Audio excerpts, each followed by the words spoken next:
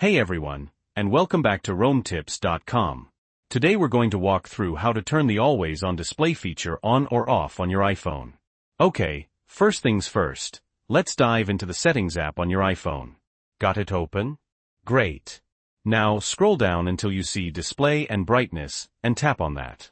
Alright, almost there. Scroll down again until you find Always on Display, and tap it. Now if you've got an iPhone 15 Pro or a newer model, the Always on Display is probably already toggled on by default. But if you want to turn it off, just toggle that switch next to Always on Display to the off position. Now, head back out of the settings. When you lock your phone this time, the screen should turn completely off. No more time, date, or widgets staring back at you. But what if you want it back on? No problem. Just go back to that Always on Display setting again, and toggle the switch back on.